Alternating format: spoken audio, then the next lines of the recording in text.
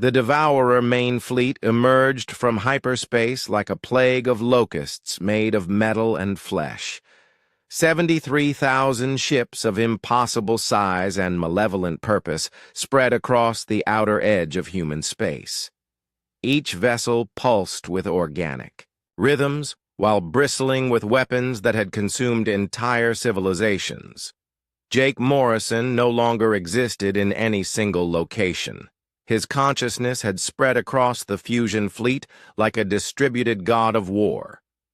147 hybrid vessels hung in the void between Earth and the approaching nightmare, each one a fusion of human determination and alien technology that defied every law of conventional physics. Admiral Carson stood on the bridge of her flagship, watching displays that showed both fleets maneuvering for position. The conventional human forces had been relegated to defending the inner planets. Everyone understood that this battle would be won or lost by the creatures Jake had become. "All fusion vessels report ready," Lisa Park announced. She existed now as a living interface between Jake's vast intelligence and the human crews who still needed to understand their orders in familiar terms. Her body was more machine than flesh, but her voice still carried traces of the woman who had once served. As a salvage ship's engineer, Jake's response came from every speaker in both fleets simultaneously. "Begin." The battle started with the Devourers doing what they always did. They adapted. The first wave of their ships analyzed the fusion fleet's energy signatures, weapon types, and defensive capabilities. Within minutes, they had evolved countermeasures and launched a coordinated assault. But Jake had learned something during his transformation that the Devourers had never encountered before. He had learned to adapt faster than they could. Every time a Devourer ship evolved a new attack pattern, Jake's fleet evolved 2 new defensive configurations. Every time the enemy developed improved armor, Jake's weapons transformed to penetrate it. The battle became a contest of pure evolution, with both sides changing and improving at speeds that would have been impossible for conventional forces. Captain Tony Rodriguez of the fusion vessel Predator felt his ship grow new weapon systems around him as the battle progressed. The walls flowed like liquid metal, reconfiguring themselves to house energy cannons that had never existed before that moment. "Direct. Hit on the enemy flagship," Rodriguez reported. "Their shields are adapting to our plasma bursts." "Acknowledged," Jake replied through the ship's communication system. "Switching to quantum disruption beams." Rodriguez watched his weapons transform again. The ship was learning from the battle, growing new capabilities based on what it encountered. He was no longer commanding a vessel so much as riding inside a living entity that fought with intelligence beyond human comprehension. The Devourers had never faced an enemy like this. For 50,000 years they had consumed civilizations by adapting faster than their prey could respond. But Jake's distributed consciousness could process information and generate solutions at quantum speeds. Every lesson learned by one fusion vessel was instantly shared with the entire fleet. Admiral Carson monitored the battle from her position near Mars. "Jake, what's your tactical assessment?" Jake's voice carried no emotion, only cold calculation. "Devourer adaptation rate, 0.73 cycles per minute. Fusion fleet adaptation rate, 2.1 cycles per minute. Victory probability, 78% and rising. Casualties, 12 fusion vessels destroyed. Enemy losses, 4,600 vessels destroyed, 7,000 more critically damaged." Carson felt a mixture of relief and horror. They were winning, but at the cost of Jake's remaining humanity. With each passing hour, his responses became more mechanical, more focused on pure tactical efficiency. Danny Martinez appeared on her command screen. His form flickered between solid matter and pure energy. His consciousness spread across the fleet's communication networks. "Admiral, Jake is changing faster now," Danny warned. "The battle stress is accelerating his integration with the Vorthak systems. I'm not sure how much of him will be left when this is over." Carson watched the tactical display as another wave of Devourer ships were consumed by Jake's forces. The fusion fleet had learned to turn the enemy's own tactics against them. Instead of just destroying Devourer vessels, they were absorbing them, adding their technology and knowledge to Jake's growing capabilities. "Can you reach him? Can you remind him why he's fighting?" Danny's image wavered. "I'm trying, but his consciousness is spread across too many systems now. It's like trying to have a conversation with a hurricane." The battle raged for 18 hours. As it progressed, Jake's fleet grew larger while the Devourer force shrank. Every enemy ship that was consumed added to the fusion fleet's mass and knowledge. The hybrid vessels learned to reproduce themselves using absorbed materials, creating new ships even as the battle continued. By the end, Jake commanded over 300 vessels, each one unique and perfectly adapted for its role in the continuing battle. The surviving Devourer ships, only a few hundred out of the original 73,000, attempted to retreat. Jake didn't let them. "No survivors," he announced across all frequencies. Complete consumption required. The last Devourer ship was absorbed 6 hours later. Its knowledge and technology joined the vast repository of information that Jake had accumulated. With its destruction, the threat that had consumed 17 galaxy clusters finally ended. Admiral Carson requested a direct communication link with Jake after the battle. His image appeared on her screen, but she barely recognized what she saw. The face was still technically human, but the eyes held an intelligence that was utterly alien. When he moved, it was with mechanical precision that suggested his body was now just another tool controlled by his distributed consciousness. "The threat has been neutralized," Jake reported. "Devourer technology has been integrated into fleet capabilities. Humanity is secure." "Jake, do you remember your promise? Do you remember why you made these sacrifices?" Jake was silent for several seconds. When he spoke, his voice carried harmonics that seemed to come from vast distances. "I remember a human named Jake Morrison. I remember his emotional attachment to the survival of his species. These memories explain the parameters of my current mission." Carson felt tears forming in her eyes. "You're not him anymore, are you? I am what Jake Morrison became in order to save humanity. His consciousness provided the foundation for what I am now. In that sense, he still exists." Lisa Park appeared beside Jake's image. She looked more human than he did, though that wasn't saying much.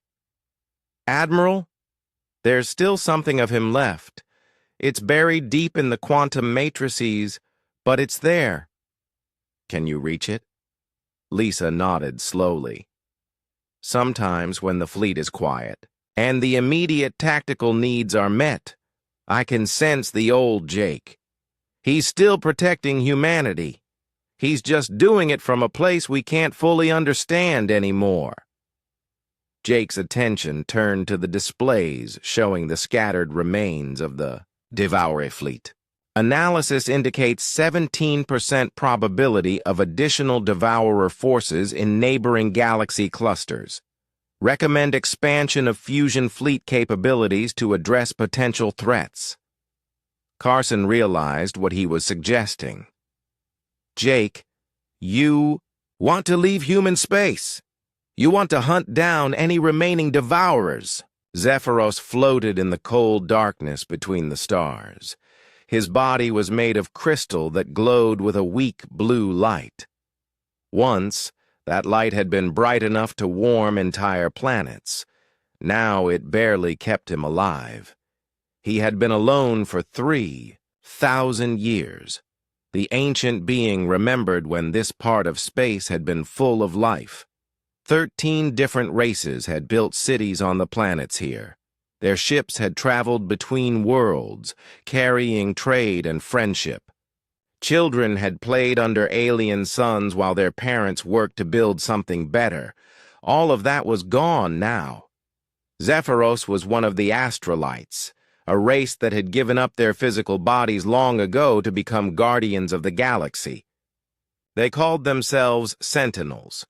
Their job was to watch over younger races and help them grow without getting in their way too much. But the Great Silence had come. One by one, his fellow Sentinels had faded away. Some had simply grown tired. After millions of years, others had been destroyed when the war started. The younger races had either destroyed themselves or left this part of space entirely. Now Zephyros was the only one left.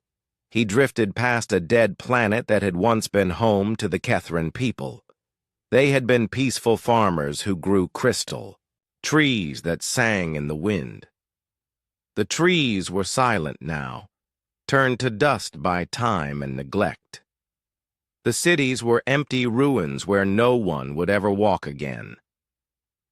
Zephyros felt the weight of his failure. He was supposed to protect these worlds, but he had been too weak, too few. The network of sentinels that once spanned the galaxy was broken. The songs that had connected all living things had stopped. Sometimes he thought about letting himself fade away like the others. It would be easy. He could just stop fighting to hold his consciousness together and drift apart into the cosmic wind. But something kept him going. Maybe it was duty. Maybe it was hope that someday someone would come. The human ship appeared. Without warning, Zephyros had been drifting near the edge of the Kethran system when his senses detected something impossible. A metal ship was moving through space under its own power. The design was crude, but functional. More importantly, it carried living beings inside. He focused his failing energy to get a better look. The ship was about 200 meters long, with engines that burned chemical fuel. Primitive, but effective. His sensors told him there were 12 life forms aboard, all from the same species. They called themselves humans. Captain Jake Morrison stood on the bridge of the New Horizon and watched the stars ahead. He had been in space for 18 months, now leading his crew further from Earth than any human had ever gone. Their mission was simple but important. Find other intelligent life and make peaceful contact. Jake was 42 years old, with gray starting to show in his brown hair. He had fought in the colonial wars when different human settlements had battled for resources. Too many good people had died in those conflicts. That was why this mission mattered so much to him. If humans could find friends among the stars, maybe they would stop fighting each other.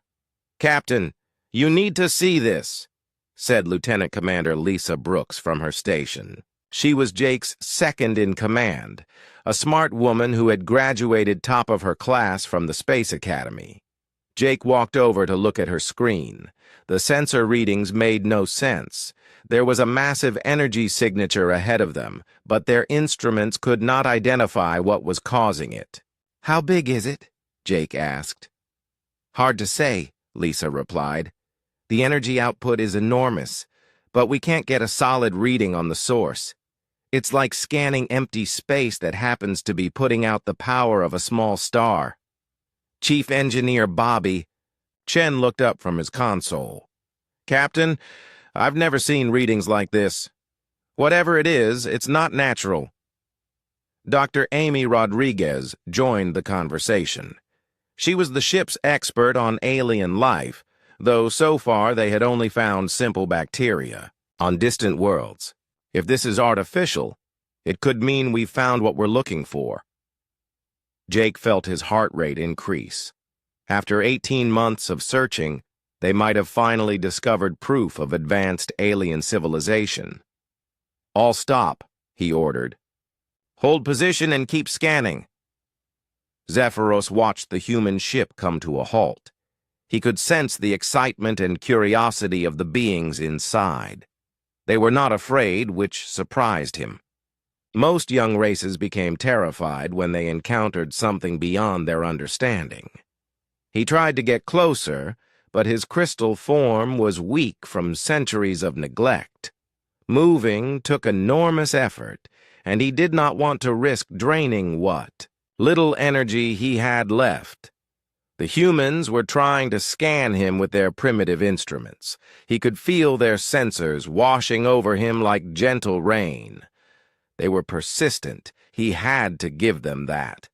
For hours they kept trying different approaches, adjusting their equipment to get better readings. Finally, Jake made a decision. "Try the quantum resonance array," he told his communications officer, Maria Santos. "Sir, that system is still experimental," she replied. "We don't know if it will work." "We've come this far," Jake said. "Let's see what happens." Maria activated the array. It was designed to send messages across vast distances by manipulating quantum particles. The humans hoped it might work with alien technology. When the quantum pulse hit him, Zephyros felt something he had not experienced in millennia. It was crude and unfocused, but it was clearly an attempt at communication. The humans were trying to talk to him. For the first time in 3,000 years, Zephyros was not alone. He gathered what strength he had left and reached out with his mind. Telepathic contact was natural for astrolites, but he had to be careful. Human minds were fragile compared to his own. Too much contact at once could drive them insane or kill them. He touched the edges of their thoughts and found the one called Jake Morrison. The human's mind was strong and disciplined, shaped by years of command and combat. Zephyros carefully opened a small channel of communication. Jake suddenly found himself standing in a place that could not exist. He was on the bridge of his ship, but also floating in space surrounded by dying stars.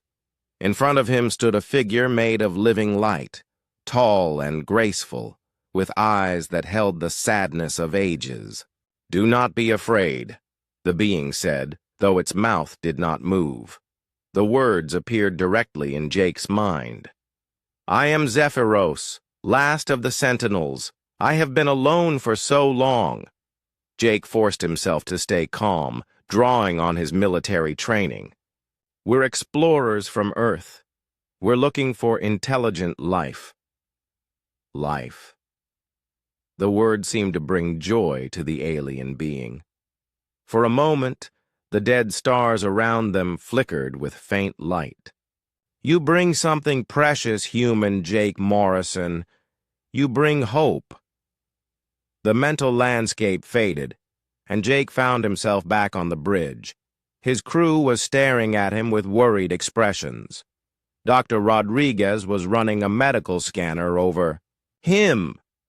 "Captain, your brain activity spiked for almost 10 minutes, she said. "What happened?" Jake looked at the energy readings still dancing on their screens. He thought about the lonely being floating in the darkness, waiting for thousands of years for someone to find him. "Prepare for extended operations," he ordered. "We're going to be here for a while. And Lisa, send a message to Earth Command. Tell them we've made contact." The stars seemed different now. Less empty, less cold. Somewhere in the darkness between them, an ancient guardian was no longer alone, and the universe held its breath to see what would happen next. Jake Morrison woke up in the medical bay with a splitting headache. Dr. Amy Rodriguez was checking his vital signs, while Chief Engineer Bobby Chen paced nearby. Through the small window, he could see stars that looked different somehow, as if they were watching him. "How long was I out?" Jake asked, sitting up slowly. 6 hours, Dr. Rodriguez replied. "Your brain showed some unusual activity, but nothing dangerous. What did you experience out there?" Jake rubbed his temples, trying to organize his memories. The mental contact with Zephyros felt more like a dream now, but he knew it had been real. "I spoke with someone, something, an alien being that's been alone for thousands of years." Bobby stopped pacing. "Captain, the energy readings are still there. Whatever it is, it's waiting for us." "It's not waiting," Jake corrected him. "He's waiting. His name is Zephyros, and he's the last of his people." Dr. Rodriguez frowned. "Captain, you could be experiencing hallucinations from exposure to unknown energy fields. We should maintain distance until we understand what we're dealing with." "No," Jake said firmly. "He's not dangerous. He's lonely. His entire race is gone, and he's been guarding this sector of space by himself for 3,000 years. Lieutenant Commander Lisa Brooks entered the medical bay with a data pad. "Captain, I've been analyzing the sensor logs from your contact event. The energy patterns changed during those 10 minutes. They became more organized, more focused. Something was definitely communicating with you." Jake stood up, ignoring his headache. "Good. Then we proceed with contact protocols. I want to talk to him again, but safely this time." Over the next 2 days, the crew of the New Horizon worked to develop a better method of communication. Dr. Rodriguez created a neural interface that would monitor Jake's brain activity during contact. If anything went wrong, they could break the connection immediately. Communications specialist Maria Santos studied the quantum resonance patterns they had recorded. "Captain, I think I can tune our array to match the frequency we detected. It might make the contact clearer and safer." Jake approved the modifications. He had to know more about Zephyros and what had happened to this part of space. The dead worlds they had passed on their way here suggested some terrible tragedy, and he felt responsible for understanding it. When they were ready, Jake returned to the bridge. The crew took their positions, all of them nervous but excited. This was why they had come so far from Earth. "Initiate contact," Jake ordered. Maria activated the quantum array, now tuned to the specific frequency of Zephyros's energy signature. The effect was immediate and much clearer than before. Jake found himself in the same mental space, but this time it felt more stable. Zephyros appeared before him, his crystal form clearer now. The alien's eyes held curiosity as well as sadness. "You returned," Zephyros said, his mental voice warmer than before.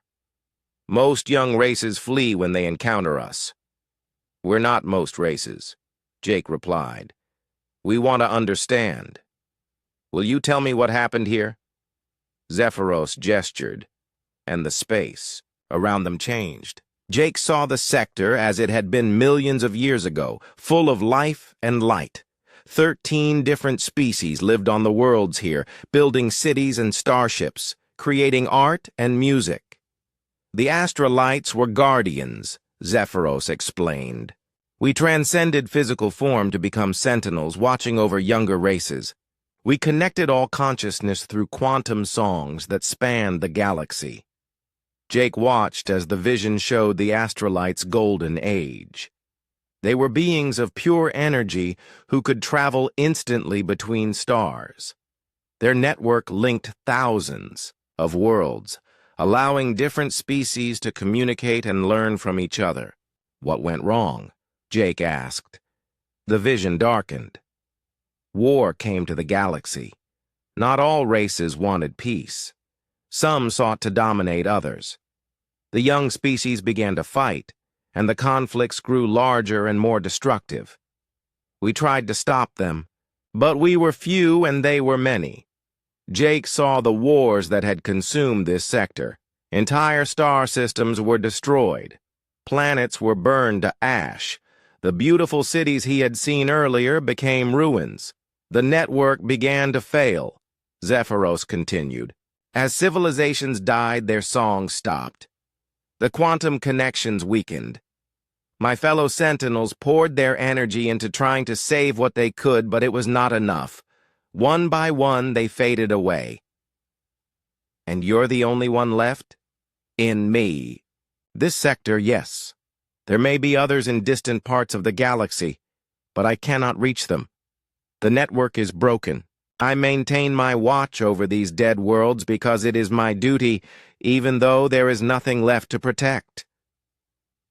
The mental space grew quiet. Jake felt the weight of Zephyros's loneliness, 3,000 years of isolation and guilt over his failure to save the races he had sworn to protect. "You're not alone anymore," Jake said. "We're here now." Zephyros looked at him with something like hope. "Your species is young, but there is something different about you. In all my years, I have never encountered minds like yours.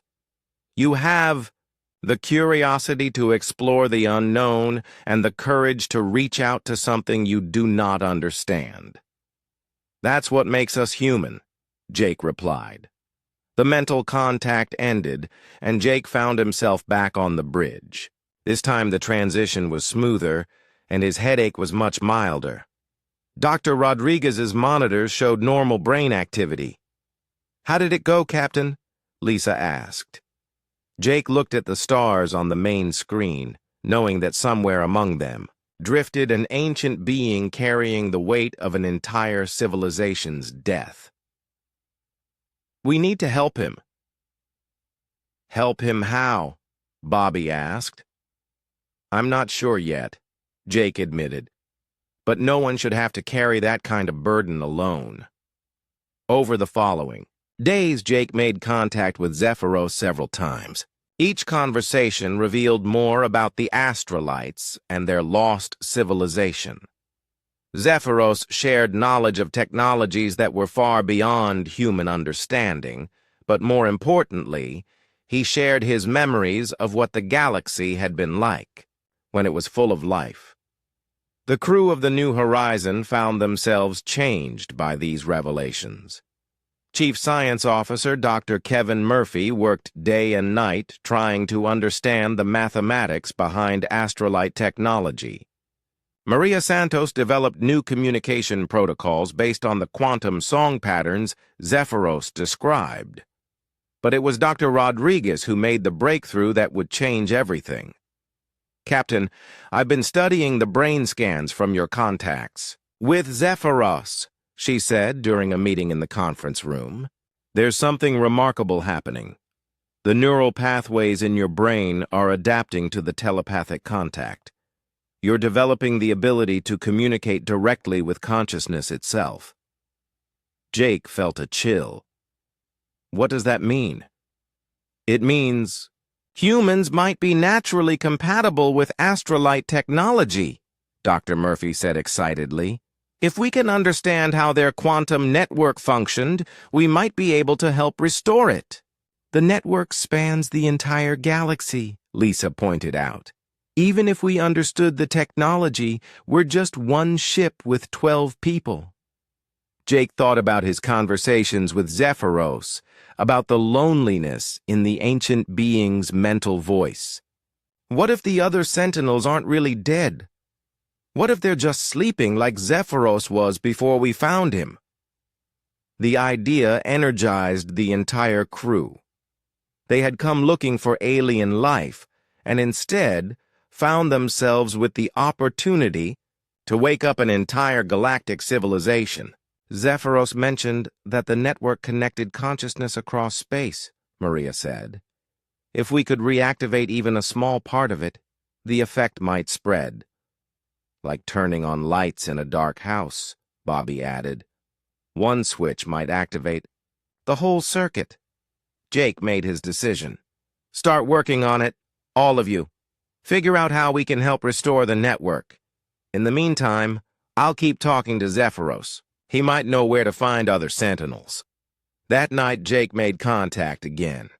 When he told Zephyros about their plan, the ancient being's crystal form blazed with the brightest light Jake had ever seen from him. You would do this? Zephyros asked. Risk your lives to restore something that is not yours? It should never have been lost, Jake replied. And everyone deserves a chance to come home.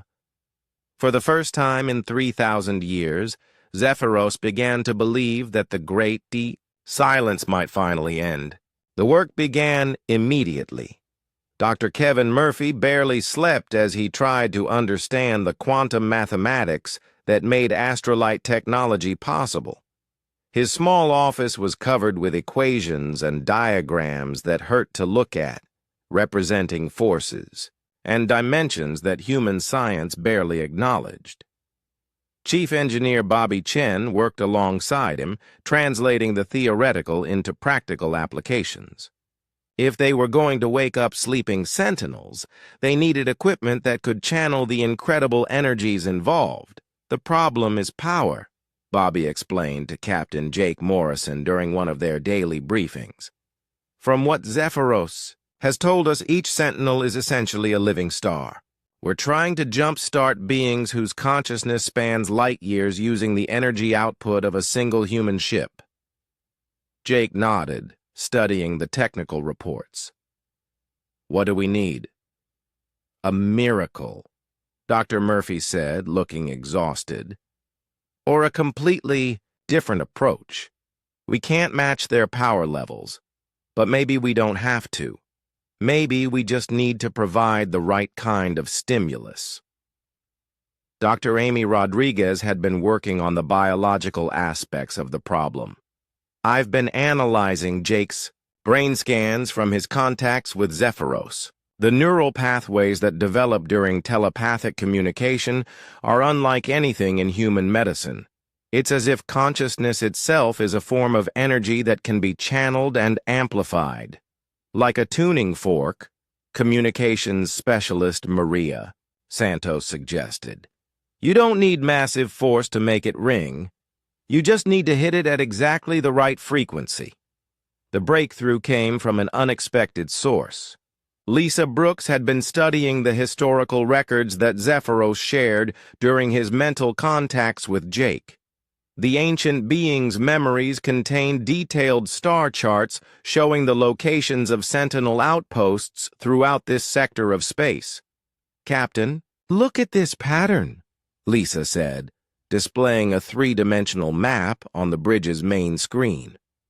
The sentinel positions aren't random. They form a geometric network, with each position precisely calculated to maximize quantum entanglement across vast distances. Jake studied the display. How many positions are still active? Just Zephyros. But the crystalline structures at the other locations are still there. Our long-range sensors can detect them. They're dormant, but intact. The implications hit Jake immediately. If we can wake up one more sentinel, they might be able to help. Us wake up the others. The network would restore itself. Exactly, Lisa replied.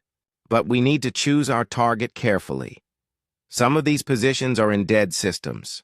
Others are too far away for us to reach with our current fuel supplies. Jake called for a meeting with Zephyros that evening. When the mental contact was established, he explained their discovery. The network, Zephyros whispered, his mental voice filled with wonder. I had almost forgotten how beautiful it was. Yes, the crystalline matrices should still be functional. We built them to last forever. Which one should we try first? Jake asked. Zephyros considered the question, accessing memories that were millions of years old. Lyrian. She was always the strongest after me, and her position is closest to yours. But Jake Morrison, you must understand the risk. If the awakening fails, the energy feedback could destroy your ship. We understand, Jake replied, but we have to try. The journey to Lyrian's position took 3 days. The New Horizon traveled through space that had once been full of traffic between different worlds. Now it was empty except for the occasional piece of debris from long-dead civilizations. When they arrived, their sensors immediately detected the crystalline structure. It was enormous, larger than their entire ship, but it showed no signs of activity. The crystal was dark and cold, drifting in the vacuum like a giant jewel. "It's beautiful," Maria Santos said from her station, "but there's no energy signature at all." Bobby Chen had spent the journey building a resonance amplifier based on Dr. Murphy's calculations. The device would channel their ship's entire power output through a focused quantum beam designed to stimulate the dormant sentinel. "We'll only get one shot at this," Bobby warned. "If it doesn't work, we'll drain our power cells completely. We'll be stranded here." Jake looked around the bridge at his crew. They had all volunteered for this mission, knowing they might never see Earth again. But this was different. This was risking everything for beings they barely understood. "Does anyone want to reconsider?" he asked. No one spoke up. "Then let's wake up a god," Jake said. They maneuvered the New Horizon into position exactly 1 kilometer from the dark crystal. Bobby's amplifier was mounted on the ship's hull, its focusing array aimed at what Zephyros had identified as the Matrix's core. "Power levels at maximum," Bobby reported. "Quantum resonance chamber is charged and ready." Jake established mental contact with Zephyros one more time. "Are you ready for this?" "I have been ready for 3,000 years, the ancient being replied. "Initiate the sequence." "Fire," Jake ordered. The amplifier discharged every bit of energy the New Horizon could generate into a single focused beam. The quantum pulse struck the dark crystal and spread across its surface like lightning. For a moment, nothing happened. Then the crystal began to glow. The light started as a tiny spark in the core and grew rapidly, spreading through the crystalline matrix in patterns that were beautiful beyond description. The structure began to rotate slowly and energy readings spiked off their instruments. "It's working," Dr. Rodriguez breathed. The glow intensified until it was almost too bright to look at. Then, suddenly, it stabilized at a warm, golden radiance that seemed to pulse like a heartbeat. Jake felt a new presence touch his mind. Different from Zephyros, but unmistakably similar. The voice was female, filled with confusion and wonder. "Who calls to me across the void?" Lyrian asked. "I was dreaming such strange dreams." "Welcome back," Jake replied. "You've been asleep for a long time." Through the mental link, Jake felt Lyrian's consciousness expanding as she took in her surroundings. He sensed her amazement when she realized that young alien minds had awakened her. "Zephyros," she called out across space. "I am here, old friend," came the reply, and Jake felt both ancient beings' joy at being reunited. But the real miracle happened next. As the two sentinels reconnected across the quantum network, their combined consciousness began to reach out to other dormant matrices. The network that had been broken for millennia started to remember how to function. One by one, distant crystals began to flicker with faint light, not fully awakened yet, but responding to the call of their sisters. "The songs," Lyrian whispered in wonder. "I can hear the songs again." The effect spread faster than Jake had dared to hope. Within hours, they detected 6 more sentinel positions, showing signs of activity. Within days, the number had grown to 20. Each awakening made the next one easier, as the restored Sentinels added their strength to the network. The quantum connections that had once linked the entire galaxy began to rebuild themselves, carrying messages and energy across impossible distances. But the most remarkable discovery was how the network affected the crew of the New Horizon. As more Sentinels awakened, the humans found their own consciousness expanding. Maria Santos discovered she could communicate telepathically with multiple Sentinels at once. Dr. Rodriguez began to understand the biological principles underlying consciousness itself. "We're changing," she told Jake during one of their briefings. "The exposure to the network is altering our neural structure. We're developing capabilities that no human has ever had." "Is it dangerous?" Jake asked. "I don't think so," she replied. "It feels more like evolution, like we're becoming something more than we were." Jake thought about the implications. Humanity had set out to find other intelligent life and instead had become part of a galactic consciousness network. They were no longer just explorers from a small blue planet. They were citizens of the galaxy itself. The awakening continued, spreading in all directions from their position. Dead systems began to show signs of returning life as the Sentinels restored the cosmic balance they had maintained for millions of years. Planets that had been lifeless rocks for millennia started to develop atmospheres again. But the greatest change was in the Sentinels themselves. For the first time in their ancient existence, they had encountered a species that could bridge the gap between physical and transcendent reality. Humans could exist in both states simultaneously, something that had never been seen before. "You are remarkable," Lyrian told Jake during one of their conversations. "Most young races either remain bound to their physical forms or abandon them entirely when they evolve. You seem capable of existing in both states at once." "Maybe that's what the galaxy has been waiting for," Jake replied. "Maybe that's why we found you now, when we could actually help." As the network continued to expand, Jake began to understand that their mission had succeeded beyond their wildest dreams.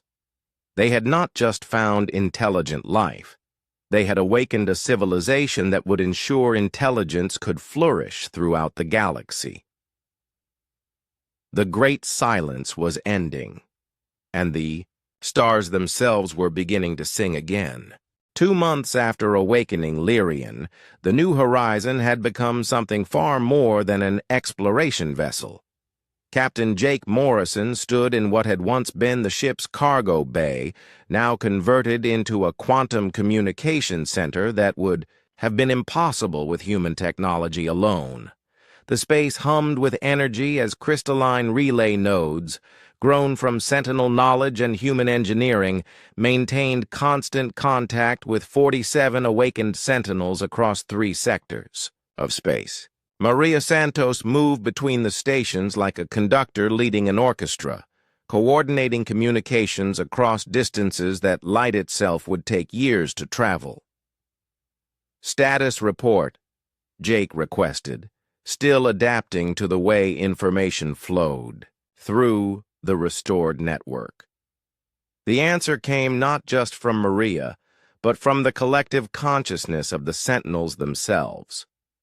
The galaxy was healing faster than anyone had expected. Dr. Kevin Murphy's latest report showed star systems throughout, the region displaying signs of renewed activity. Planets that had been dead for millennia were developing new atmospheres. Asteroids were coalescing into new worlds under the careful guidance of the Sentinels. But the most remarkable changes were happening to the crew of the New Horizon. "Captain, you need to see this," Dr. Amy Rodriguez called from her medical station. Jake walked over to find her studying brain scans that looked nothing like normal human neural patterns. "These are from Bobby's last examination," she explained. "His consciousness is operating on multiple quantum levels simultaneously. He can perceive and interact with energy patterns that our instruments can barely detect. Chief Engineer Bobby Chen was indeed different now. He could communicate directly with the ship's systems, understanding their needs and capabilities as if they were part of his own body. More importantly, he could interface with Sentinel technology as naturally as breathing. "It's not just Bobby," Dr. Rodriguez continued. "We're all changing. The exposure to the quantum network is accelerating human evolution. We're becoming something new." Jake nodded, feeling the truth of her words in his own transformed awareness. He could sense the emotions and thoughts of his crew, not as an intrusion, but as a natural expansion of human connection. When he focused, he could even perceive the vast consciousness of the Sentinels as they worked to restore their ancient network. "Are we still human?" he asked. "More human than we ever were," she replied. "The network isn't changing what we are, it's helping us become what we were always meant to be." Lieutenant Commander Lisa Brooks entered the medical bay with a data pad full of navigation charts. "Captain, we've identified 12 more Sentinel positions within our range. But there's something else. The long-range sensors are picking up signals from beyond this sector." Jake looked at the readings she showed him. The signals were faint but unmistakable quantum resonance patterns identical to those used by the Sentinel network. "Other networks?" he asked. "That's what we think," Lisa replied. "If we're right, there are Sentinels in other parts of the galaxy who might still be active. The Great Silence might not have affected everyone." The implications were staggering. If other Sentinel networks had survived, the restoration they had begun here could spread across the entire galaxy. Species that had been isolated for millennia could be reconnected. Knowledge that had been lost could be recovered. Jake made contact with Zephyros and Lyrian to share this discovery. The ancient being's excitement was so intense that it made the quantum relays throughout the ship pulse with sympathetic energy. "We must reach them," Zephyros declared, his mental voice stronger than Jake had ever heard it. The network was designed to be self-repairing once sufficient nodes were active. If we can establish contact with even one other sector, the restoration will become unstoppable. But the distances involved were enormous. Even with their modified engines, it would take the New Horizon years to reach the nearest signal source. "There might be another way," Lyrian suggested. "The quantum songs that connect our network can be amplified and transmitted across vast distances. If enough Sentinels focus their energy together, we might be able to send a message that would reach the other sectors instantly." The plan they developed was ambitious beyond anything humans had ever attempted. 37 Sentinels would synchronize their consciousness to create a single, focused transmission that would span thousands of light years in an instant. The message would be simple: "We are here.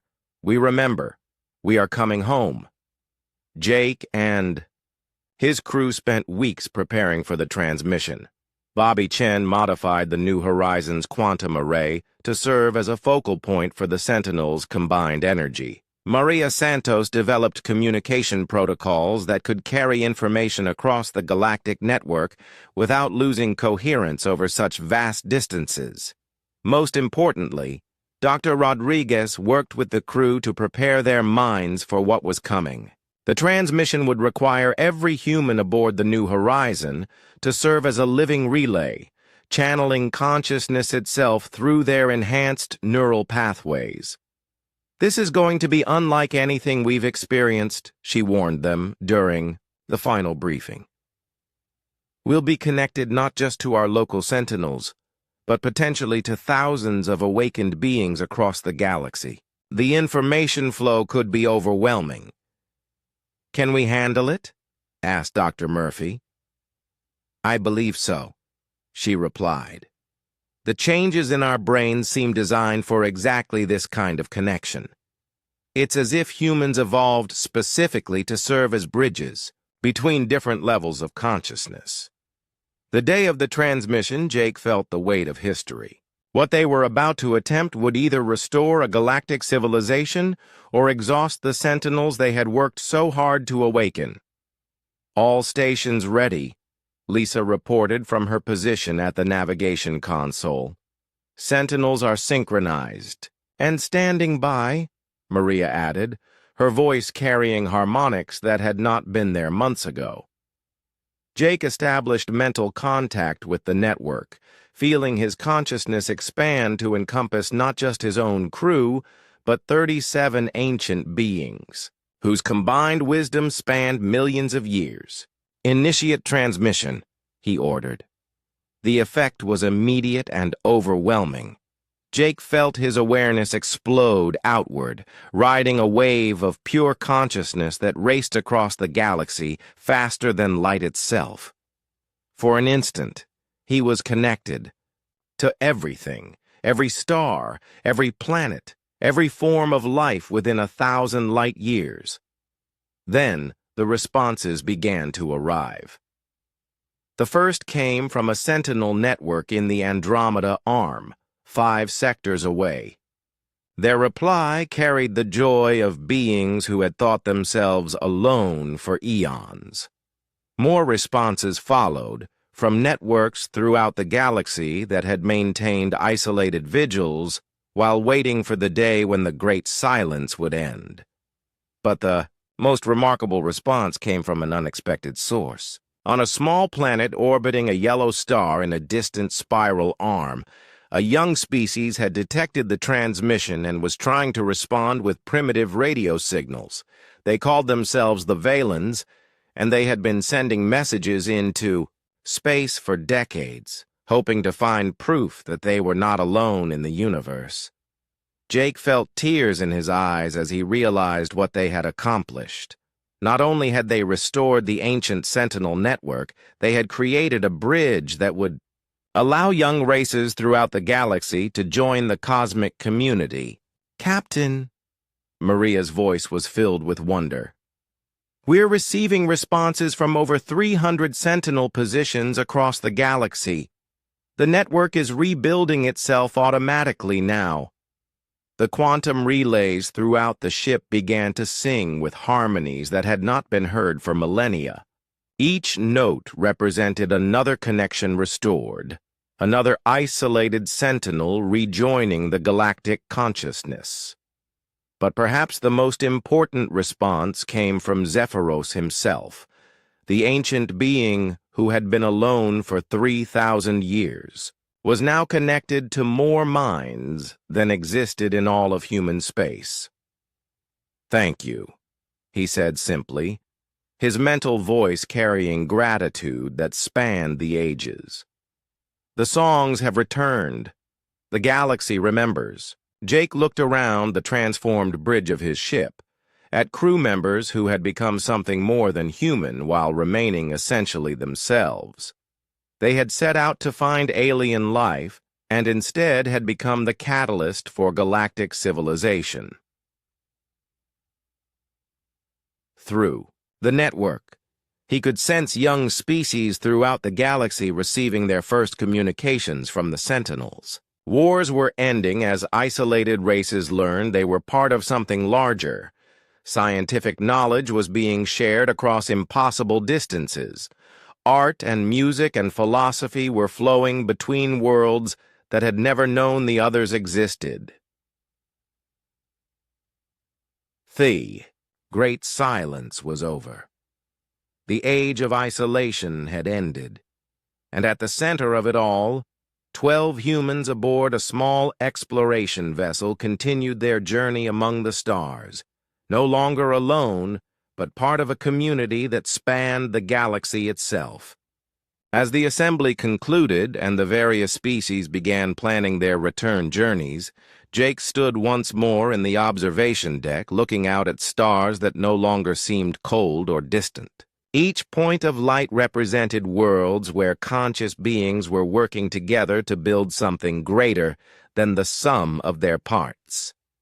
Maria Santos joined him, her consciousness now so integrated with the network that she could communicate with sentinels across the galaxy as easily as speaking to the person next to her. "The New Horizon is being recalled to Earth," she reported. "They want us to help train the next generation of galactic explorers." Jake smiled, thinking about the young humans who would follow in their path. They would inherit a universe where no one had to face the void alone, wherever